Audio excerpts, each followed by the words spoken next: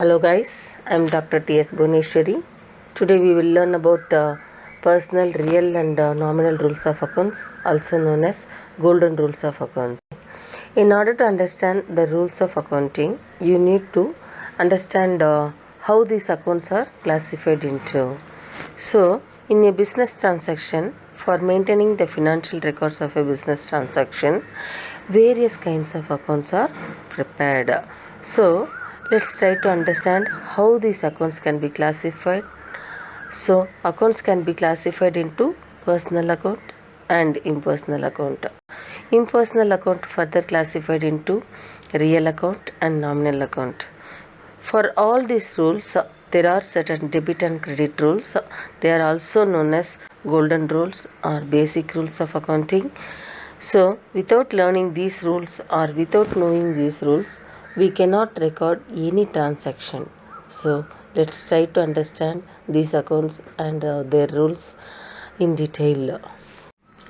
The first is personal account. These are the accounts which are related to persons, institutions or companies. So, institutions and companies are also treated as artificial persons, right? Because they have separate legal entity, they have their own name and they have their own brand. So, institutions and companies also known as persons or artificial persons in accounts. The examples for personal accounts are bank account, creditors accounts, debtors accounts and drawings accounts. Bank is also an institutions, right? So, it is a personal account, it is a type of personal account. Next, creditors account. Creditors are persons. Then debtors accounts. Debtors are also persons. Next, drawings account. Drawings are made by the owner of the company, right? Owners is the person. It comes under personal account. These are few examples of personal account. So let's have a look at the rules of personal account. The rule says that debit the receiver and credit the giver. Means the person who is the receiver, his account will be debited, and credit the giver. The person who is the giver, his accounts will be credited. So we are all know that every transaction are two aspects, right? Dual aspect. So if one is the receiver and other is the giver, so the receiver has to debit and the giver has to credit. So let us try to understand this rule with an example. The transaction is that paid Maran Private Limited rupees 16,000 by check. Here the two accounts are, one is Maran Private Limited because it is the artificial person, and other is we are making the payment by check, right?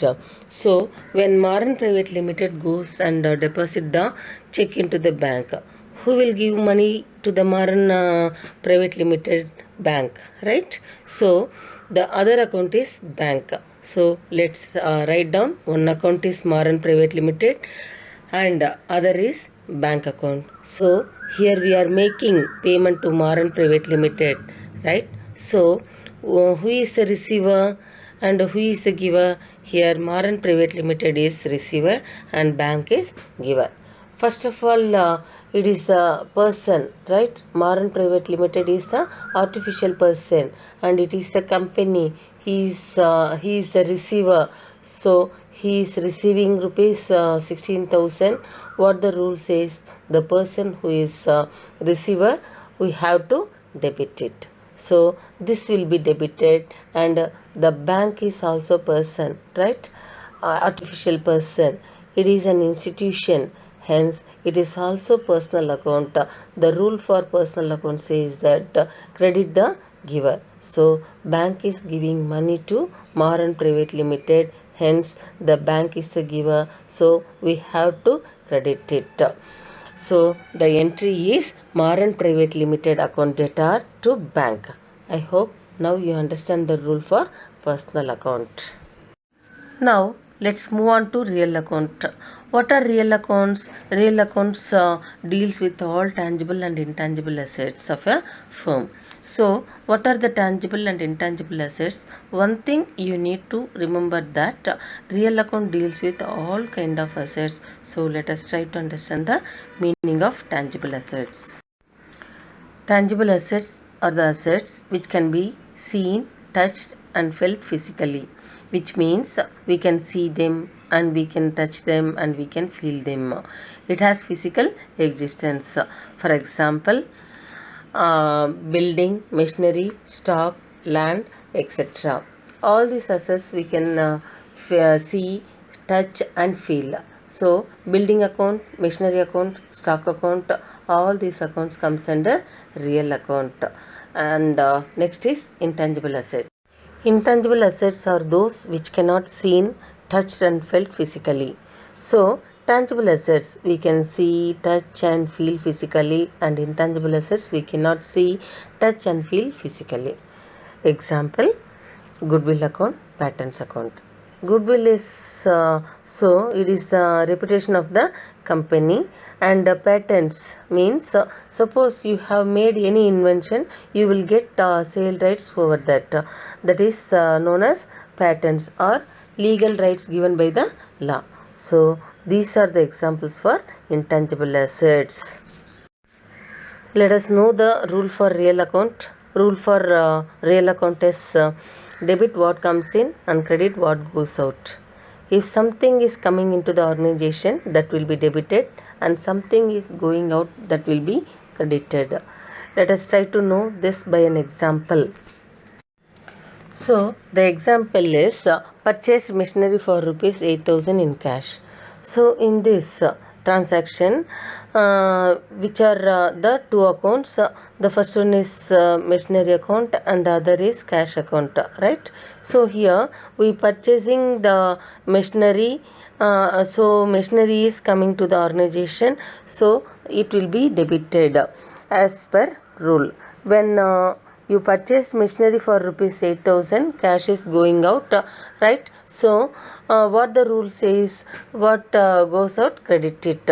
So cash is going out, so that will be credited. Let's try to understand by another example. Sold goods of rupees 2,000 on cash. In the previous example, the particular good, that is machinery, the definite thing is given. So we are writing as machinery account. But in this transaction, it is not certain that what kind of goods are sold here. The account will be sales account and cash account. We are making the sales and we are selling stock. So stock is also one kind of asset, that is current asset. So that comes under real account. Then cash. Cash is also current asset. It also a real account.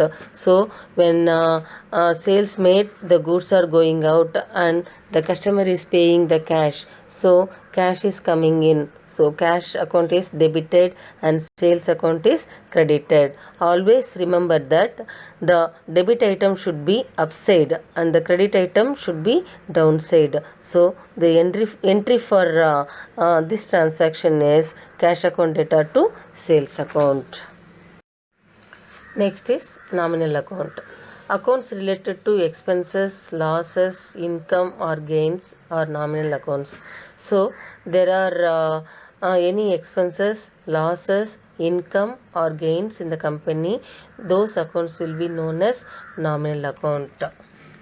The example for nominal account are salaries account, interest account, profit on sale of asset account, loss on sale of asset account. So salaries is an expense, right? We have to make payment of salaries to our official staff, so it is an expense. Next, interest. If we are receiving the interest, that will be comes under income, and if we are giving any interest to others, that will be the expense, right? Next, profit on sale of asset. If you sell any asset of company, if we get profit on by selling it, that will comes under gain. Here we need to remember one thing, that the difference between gain and income. Here income is regular to our organization, whereas the gain is not regular to our organization. Next, loss on sale of asset. In the same way, when we make the sale of an asset of the company, if we get any loss, that will also be nominal account. So the rule for nominal accounts, it says that debit all expenses and losses, credit all incomes and gains. If there are any expenses and losses happened, they will be debited and all incomes and gains will be credited. Let's try to understand with an example. First is example, salaries paid to staff rupees 22,000. Here two accounts are salaries and we are paying salaries to the staff rupees 22,000 as cash. We making cash payment, so the two accounts are salaries account and cash account. Salaries are expenses, so this is nominal account. So we are giving a cash, it comes under real account, right? So the salaries account, it is expenses that will be debited, and cash account, that is real account and it is going out, so that will be credited. Another example, discount received rupees 400. Here two accounts are discount account and cash account. Here discount received, the transaction says we are not receiving any cash physically. Here we are making the less payment. Suppose the selling price of the product is rupees 5,000 and we are paying only rupees 4,600.